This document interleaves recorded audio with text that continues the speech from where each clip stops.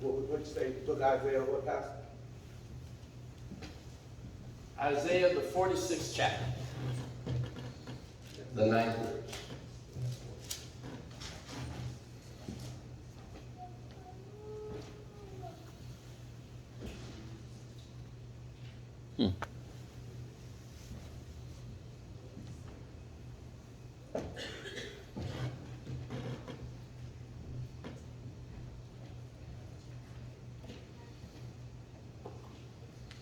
Isaiah, the 46th chapter, the 9th verse.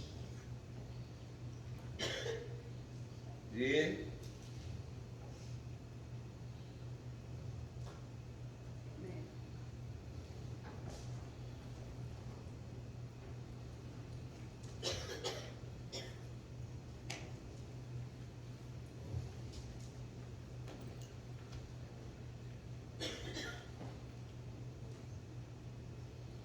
Amen. And let us read it together in unison, and it reads as follows. Remember the former things of old, for I am God, and there is none else. I am God, and there is none like me. Amen. Amen. Amen. Now, if you will, turn to the New Testament, 2 Timothy.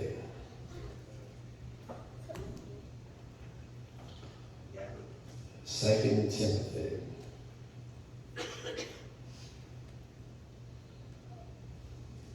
Amen, Sister Courtney Bull.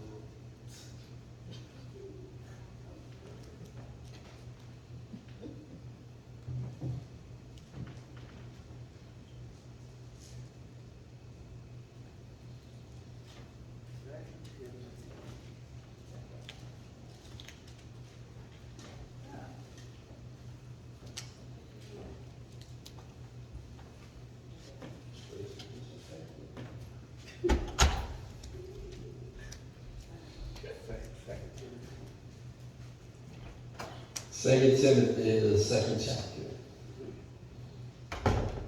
14th through the 15th verse. And when you have it, you know by standing to your feet.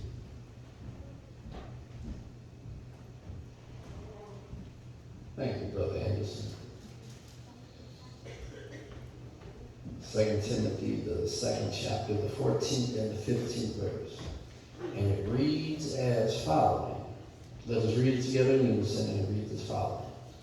Of these things, put them in remembrance, charging them before the Lord, that they strive not about words to no profit, but to the subverting of the hearers.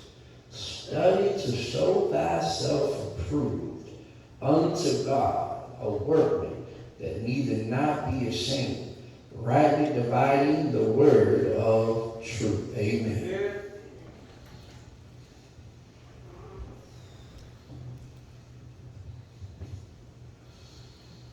Amen.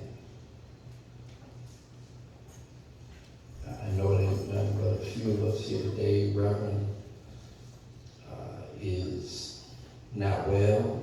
Yeah. Sister Jasmine, her daughter, isn't well. Sounds like they got kind of a similar thing going on. We know that mother is still recovering from her knee surgery. Amen? Amen. And that our new families are still out of town trying to get everything together for their father's funeral. Amen? Yeah. Spoke with them last night. They said they're getting it together. They're getting it. It's slow, but they're getting it together. Amen? Amen. Amen. And like I said, when you don't have a policy, if there's anything that I tell anybody, get a life insurance policy. Amen? Amen. You don't get nothing else in this life. Yes, sir. Get something that's going to cover you, put you in the ground, Yeah. and then leave a little something. Amen? Yeah. For your husband or your wife. Yeah. Amen? Amen. And your children. Amen. Unless they sitting there waiting on it, then they ain't gonna get it down. They got to earn it. I know that's right. I know that's right. They just ain't no. Don't think you just gonna get it because I'm gone. Amen. Remember the story about a billionaire that died. And the children just sitting there waiting, talking about, we're going to get him something. And he gave each one of them $1 million. And they said, Daddy was worth billions. How come we only get $1 million? And the man that was reading everything told him, he said, now, your father's instructions was to give you enough money to do something, but not enough money to do nothing. Amen? Yeah. In other words, take your money and go start a company. Go take your money and go do something with it. Yeah. But you just ain't going to get enough money that you're going to sit down for the rest of your life and think you're going to live the good life on me. Amen? Amen. Amen. That would be a good attitude if more wealthy folk would take that attitude. Because 60 to 70% of wealthy folk today that walking around with money in their pockets, with more money than they could spend in a lifetime, did not earn it themselves. But they were heirs to a fortune that their parents left to them. Talking about we've got to give the wealthy tax credits because tax cuts and all these different things because they're the job creator. Not when you got 60 to 70% of them sitting around doing nothing. Oh, I'm moving on. Remember the former things of old. For I am God and there is none else. I am God and there is none like me. And just to reiterate the first part of that verse, remember the former things of old. In other words, remember your history. Amen. And look right back there. You see that sign that says, don't forget your roots. Amen. Remember the former things of old. St. Timothy says, of these things put them in remembrance. Of these things put them in remembrance. Of these things, Brother Kevin, put them in remembrance. In other words, remind folk this, charging them before the Lord that they strive not about words to no profit. In other words, don't be talking about no stuff that ain't going to lead to nothing, that ain't going to do you no good, but to the subverting of the hearers. In other words, don't be talking no mess that's going to cause folk to either fall out of church or not even come to church in the first place. But the 15th verse says, study to show thyself approved unto God, a workman that needeth not to be ashamed, rightly dividing the word of truth. Amen? Study to show thyself approved unto God, not unto man, but unto God. Amen? Because I can fool man. Amen? But you can't fool God. I've seen some folk in the workplace that'll stand around and not do a thing, but when they see the supervisor coming, they'll push you out the way and grab the tools and they'll go to work. And the supervisor come up and wonder why you standing there and the other fellow working all the time.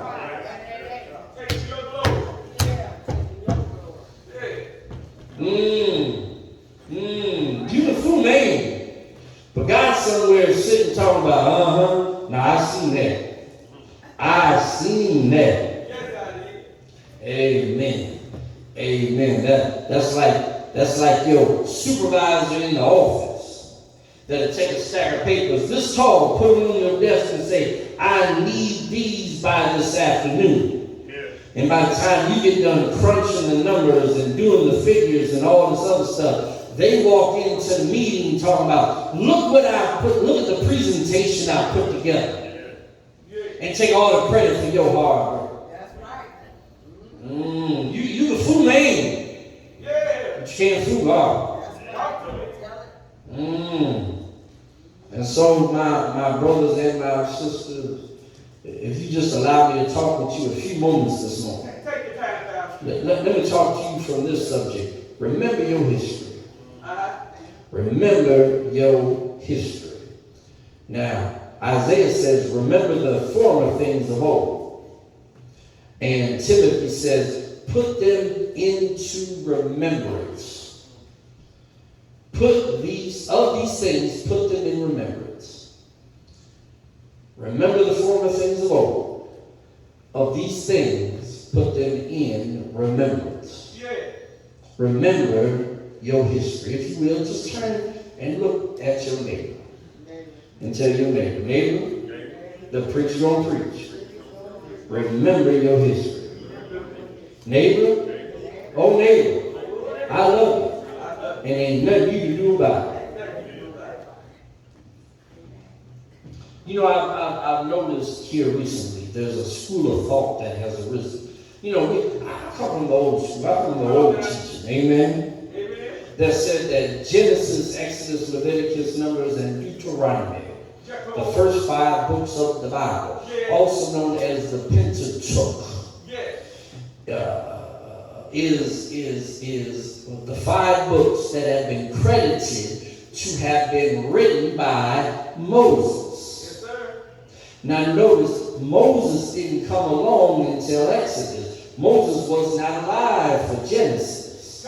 And yet Genesis is credited to Moses because the idea was that the stories of Adam and Eve, the stories of the flood, the stories of the Tower of Babel, was passed down verbally from one generation to the next. And it was not until it fell at Moses' feet that Moses had conscripted the priests in the tabernacle to write down the books of the Pentateuch.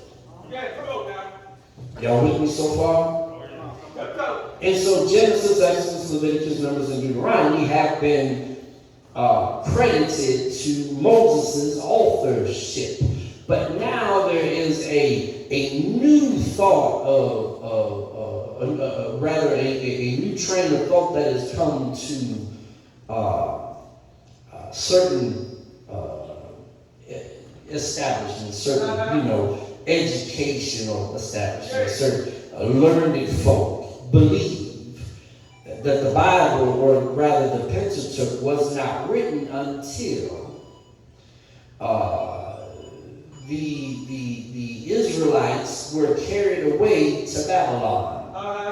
Now, Babylon is way past Egypt. Babylon is way past David, way past Solomon. Amen. You have to get into Jeremiah and Isaiah, Ezekiel, amen, and Habakkuk to know anything about Babylon. And you mean to tell me that it wasn't until that point in history that the first 5 books of the Bible was written? And they say that the Bible had borrowed from the Egyptian gods and borrowed from the Babylonian gods and from the Egyptian stories and from the Babylonian stories, and that's where the Bible comes from. Okay. That's what they're trying to tell us now. They're trying to rewrite history now and tell us that everything from creation to the flood to Jericho, all these stories were borrowed from other cultures.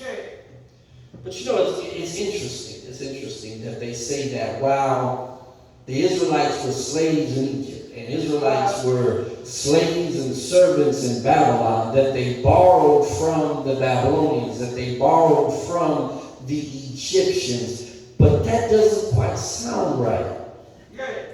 That just doesn't quite sound right. And if you go down through history, something doesn't add up. That's like trying to say 4 plus 4 equals 5.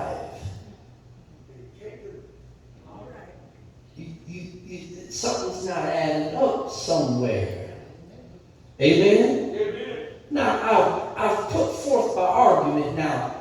allow me to back it up with my reasonings. Look at what happened right here in America. Amen. We all know that black folks at one time were enslaved to the white folks that they want to call slave owners, but they really wasn't nothing but human traffickers. Amen. That they want us to call them slave masters, but they were just human traffickers. That's right. And while the enslaved Africans was watching white folks, they was watching them as they would try to dance. Now let me say, while they were trying to dance, guess who was playing the music? Black folks. Black folks were some of the first folks in this country to play the violin, also known as the fiddle. Come on now. Because there were certain places in Africa where the trees didn't grow big enough to be able to make drums, but they were big enough to make stringed instruments. And since they knew how to play stringed instruments in their own land, it wasn't nothing to be able to pick up another instrument with strings on it and be able to play that instrument. Oh, y'all can hear me? Now, if you let the European folk, the human trafficker folks tell us that they had to teach the slaves how to play the fiddle, but no. They already knew how to play stringed instruments before they even came to, or rather they were trafficked to these shores. Let me talk a little farther. So what happened was that folks were sitting around watching these white folk dance. They said they sure do dance funny, don't they? So they made up a dance that was based on their dance called the cakewalk. Come on now. Y'all ever heard that? They call it the cakewalk. So what happened was they was imitating the white folk. And while they was imitating the white folk saw them, but didn't know that they were being made fun of. And thought they had just made up a brand new dance. So they took that dance from them and started doing it themselves. And at the end of slavery, when you started to see minstrel shows show up, black folk couldn't even do their own minstrel show without white folk showing up, pushing them out the way, taking all the money for themselves, painting themselves up black, and doing their own type of form and cakewalk. Well, y'all need any more proof? Y'all need any more proof? Well, let's talk about the blues. And out of the blues came rock and roll. Y'all don't believe me? It was Muddy Waters that sung a song that said, blues had a time, and called it rock and roll. And we know that Little Richard and Chuck Berry were the creators of rock and roll. But they didn't get the credit for rock and roll. What happened was that Elvis came along and Jerry Lee Lewis came along, took that music and took it over to the white folks. And they've been doing it ever since.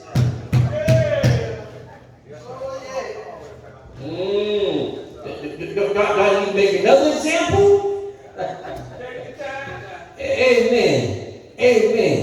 Amen. We all know where rap music came from. But look at who some of the biggest rappers are in the world today. Look at some of the folk that makes most money today. The biggest names today. I'm not talking about these little rappers that jump up, make a little hit, and then they disappear. You don't never hear from them again. Sometimes you don't even know their name. Don't even know the name of the song. You just hear the song. Oh, I know that song. What's the name of the song? I don't know. Who raps the song? I don't know. But it really sure knows who Eminem is.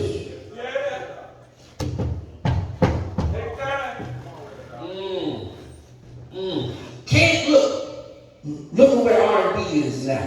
Ain't no more Luther Vandross. You ain't got folk out here singing R&B no more. They done took all of our young folk and just pushed them off into rap music. And then, now, but you got NSYNC. Yeah. The Backstreet Boys. The New Boys on the Block. And these are what passes for R&B nowadays. Oh, y'all don't hear me.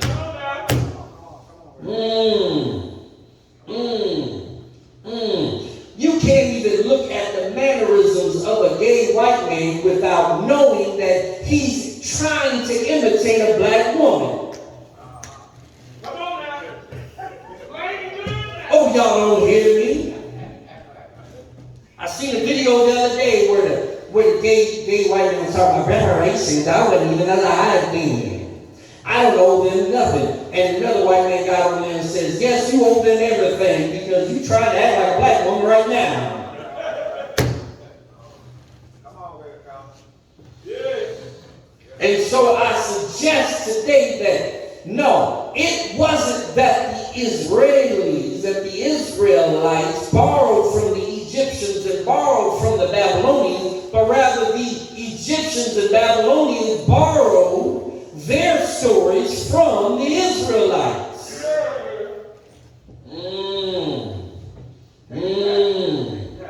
Because it's always those at the top. They ain't got time to make no culture. They too busy making all the money. They ain't got time to make up no dance. They too busy trying to do commerce and create business. They ain't got time for all that, but the slave ain't got nothing else to do but to occupy his time with work. Well, how do you make the work go? Well, you sing along, you hum along, and you make that work try to go along as the best as you can. Amen? And before you know it, the overseer standing there with the whip, he hears it. And he takes it back and he tells the next man, the next man tells the next man, and then that man tells the man in the big house. And before you know it, they're doing all the songs and the dancing and the singing that the slaves out in the field are doing. Yes, sir. Don't tell me. It don't never go from top down. It goes from bottom up. Yeah. I'm going to use one more example and I'm done. During the Roman times, now, you know, back, racial slavery only been around for about 400 years. Before that, and don't let nobody tell you no different. They talk, well, slavery been around a long time. Yeah, but it wasn't based on race. And it wasn't based on skin color. It wasn't based on all this other stuff. It was just on, oh, well, we fought you, we beat you, you now are slave. Right. Now, the Romans conquered the Germans. We know that the Germans were famous for their blonde hair. So what the Romans did was the Romans would gather up all the pretty blonde hair women and take them back to Rome to use them as their concubines and their prostitutes. But the prostitutes were so popular, Virginia, with their blonde hair, that the wives of the senators and the wives of the businessmen started to dye their hair blonde. Well, that was a problem, Sister Virginia, because a blonde, if you saw somebody with blonde hair, that meant that they was a woman of the night. They was a prostitute. But now you got all these highfalutin women that now have blonde hair, mother. So now you can't tell who's a senator's wife and who's a prostitute. Because you got the rich folk imitating the enslaved.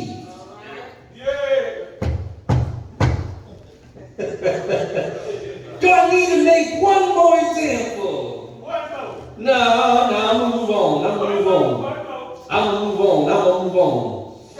But my brothers and my sisters, so I don't buy it. I don't subscribe to it. I still believe, as I believed before, that Moses was the author of Genesis, Exodus, Leviticus, Numbers, and Deuteronomy.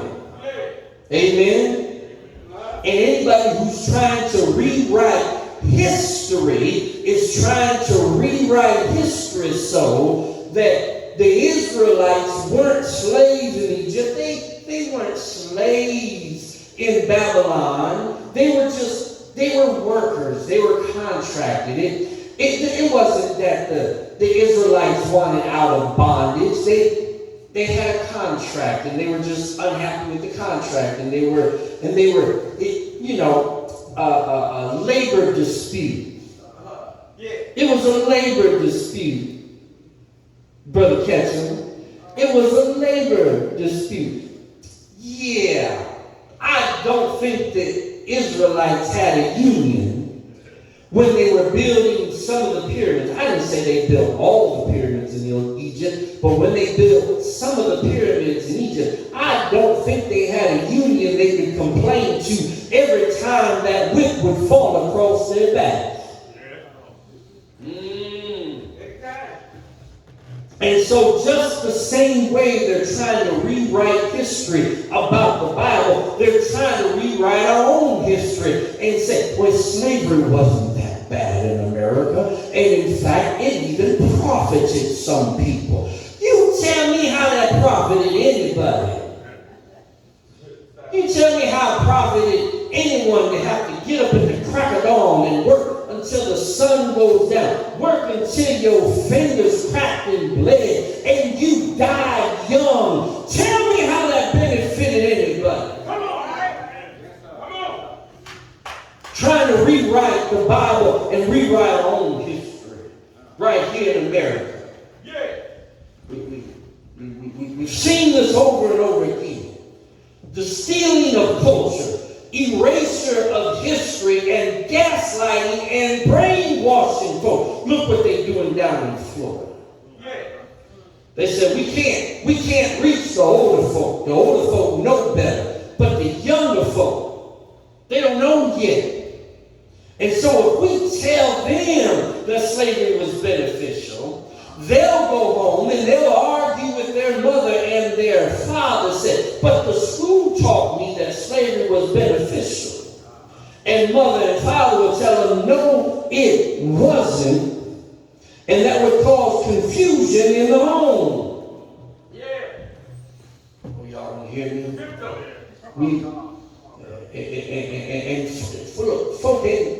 Folk know what they do. They ain't stupid. They know what they do.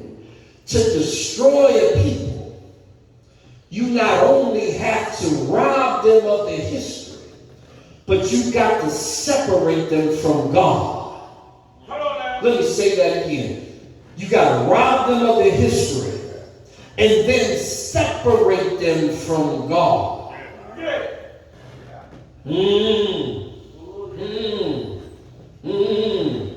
If you can rewrite history, if you can rob folk of their history, if you can tell folk that you were nothing but a slave and you'll always be a slave in this country, then you can tell them that your God didn't do anything for you and you need to stop serving him. If you can separate the people, if you can rewrite the history from people, you can separate them from God. And you've got false science, skewered archaeology, and rewritten history to try to back them up. I tell you here, my brothers and my sisters, these same folk will be quick to try to tell you that God didn't create man, but man created God. These same folk will tell you that the stories of the Bible didn't come from God. They came from other cultures. They try to separate you from God any way possible. What we see happening today with our young people is they've been separated from God. They've lost their way. We know that the gang mentality, the thug mentality, was never truly a part of the black culture, the black experience in America. Go back and look at from the time of slavery on up until about the 1960s. And you will not find none of that gang culture in the black community. If you wanted to talk about gangs, you had to talk about Ma Rainey and the Good Boys. If you wanted to talk about, some of the older folk remember what I'm talking about. Amen. If you wanted to talk about games, you had to talk about the Jesse James game. If you wanted to talk about gangs, you had to talk about Al Capone and the mob and the mafia and all them kind of games. We were not a part of that. Yeah. But the moment that they could introduce it into the community and build it into the mind of the community and change the culture of the community, now every one of our young folk walk around nowadays thinking that they're some kind of thug. Come on now. Oh, y'all don't hear me? They've lost their way.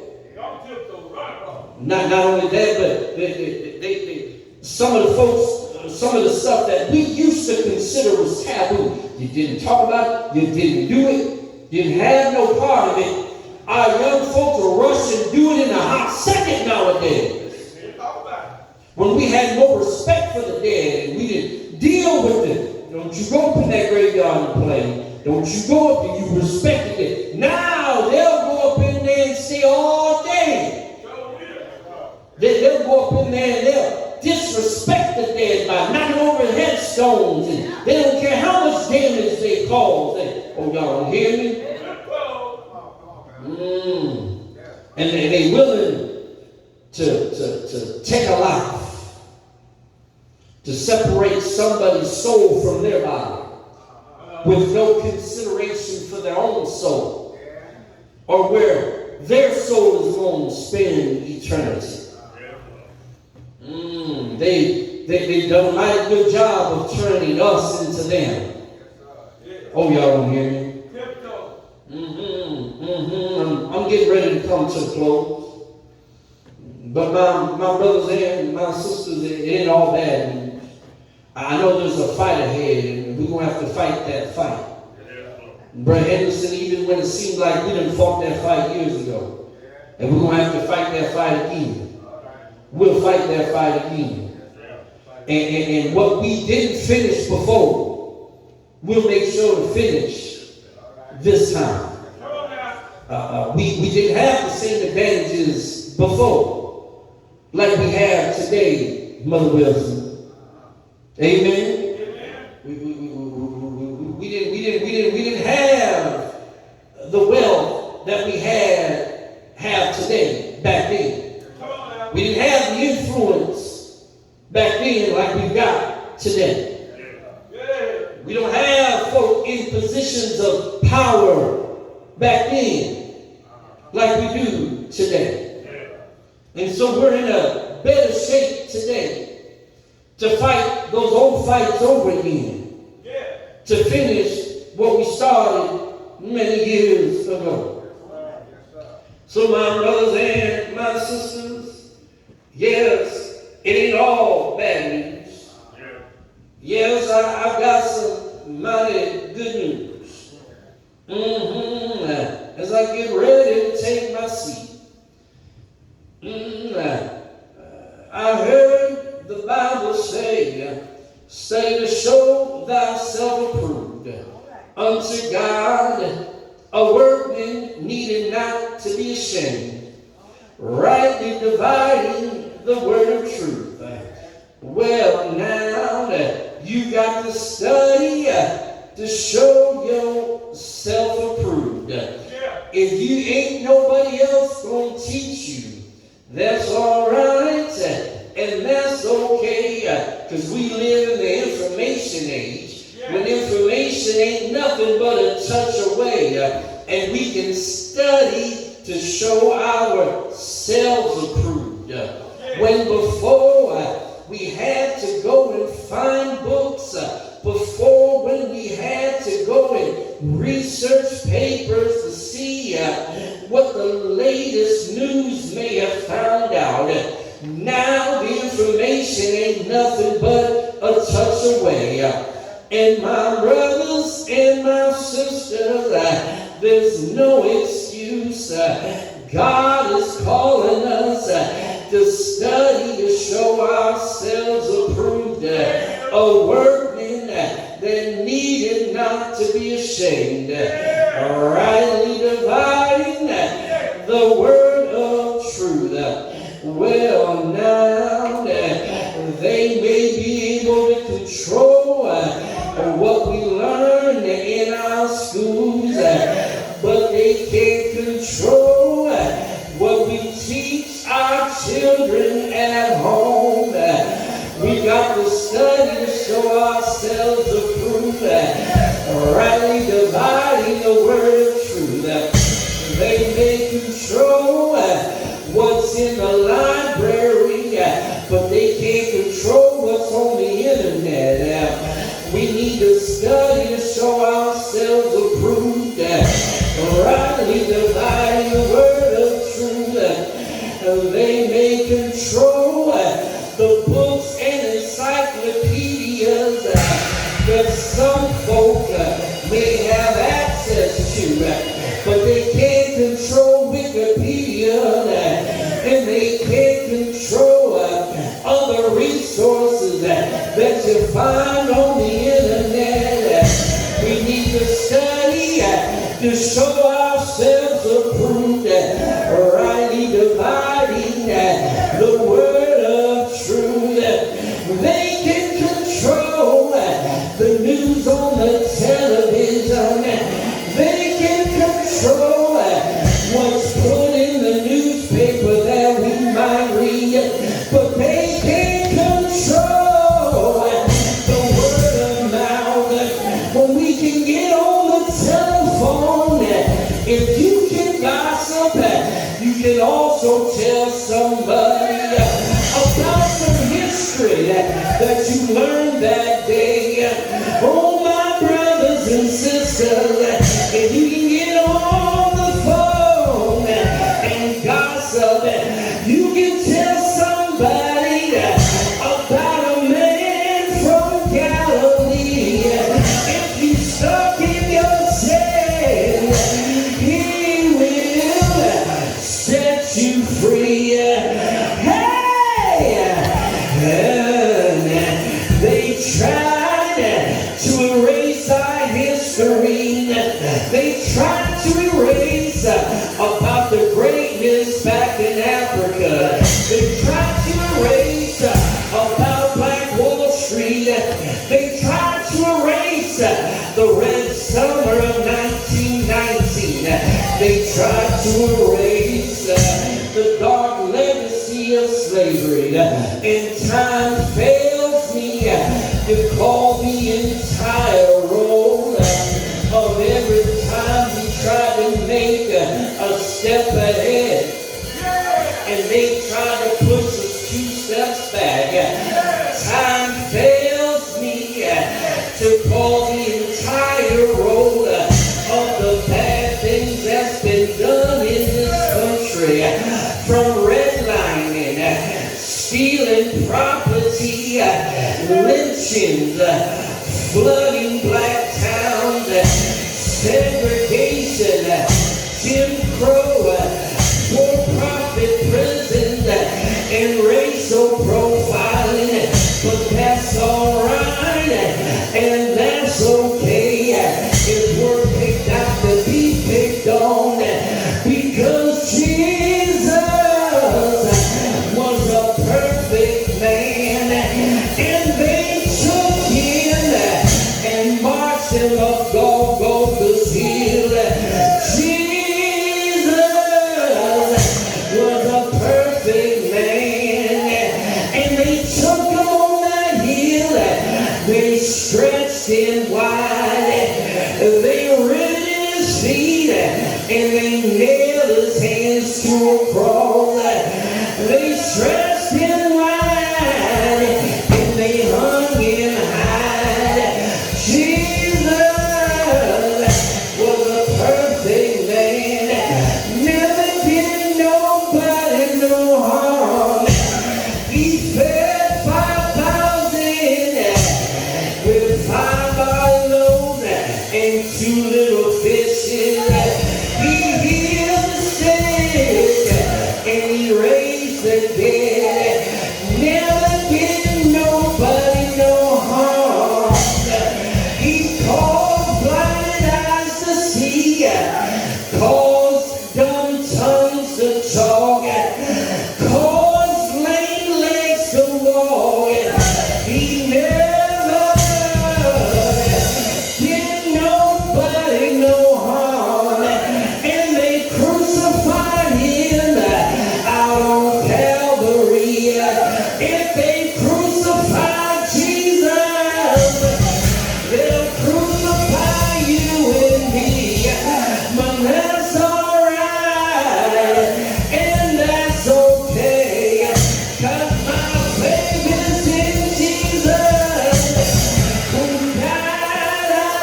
Calvary, who died for you and for me, who went down into a borrowed grave, stayed 3 long days, but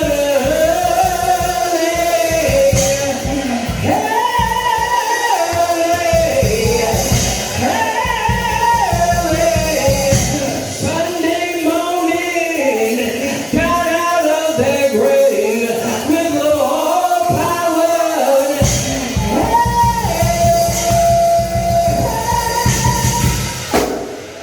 All power right there in his hand. Ain't he alright?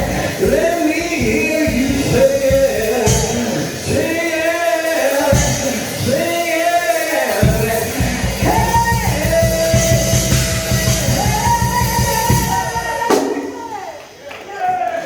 I'm so glad. I'm so glad. He's got power to bring us through these dark times. He's got power to give us a victory. Power to deliver us from the hands of the enemy. Power, Holy Ghost power. Power, delivering power. Power, conquering power. Power, oh, everlasting power. Power, ever-encompassing power. Power, oh, power, oh,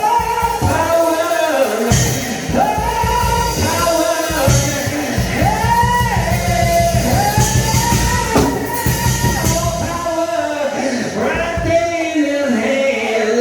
If you want that power, all you have to do is lift your eyes to the hill and say, Jesus, send down your power. Jesus, make me strong when I'm weak. Power,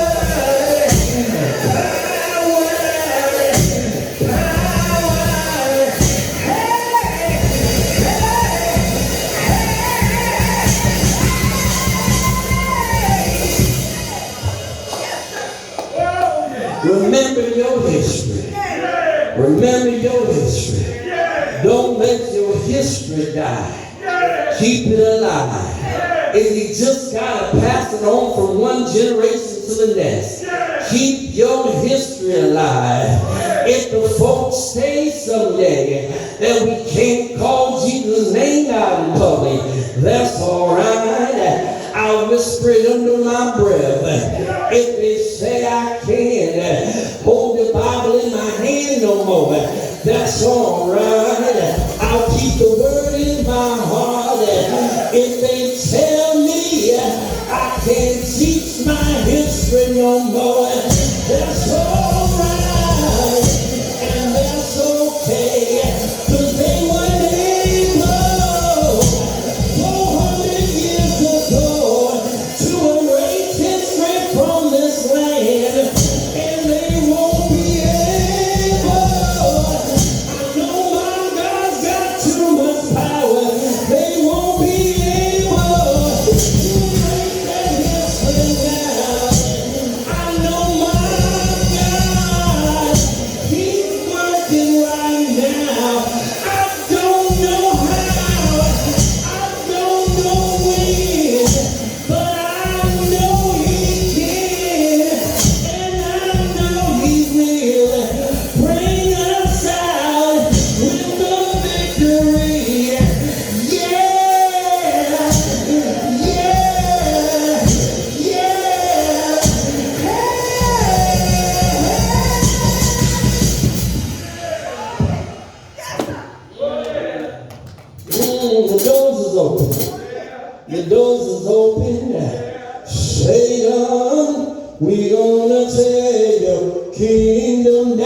Oh yeah, I said, Satan, we gonna tear your kingdom down.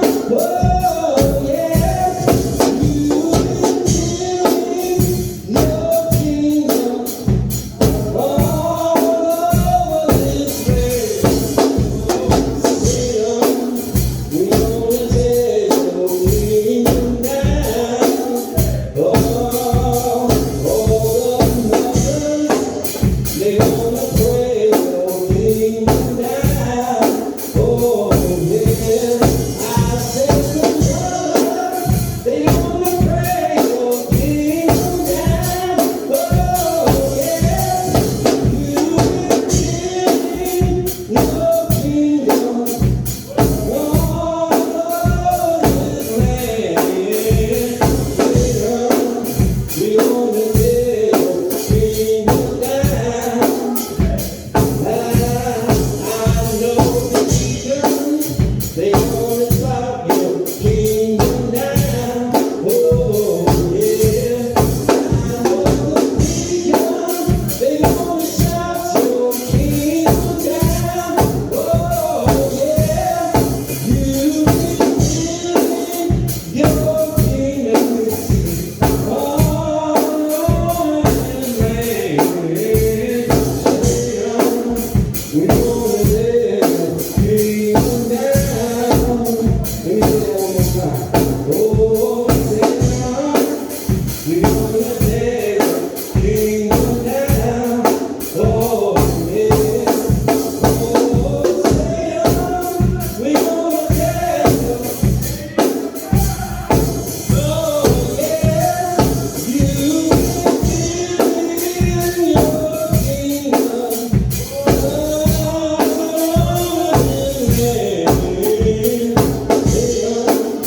We gonna tear your kingdom down.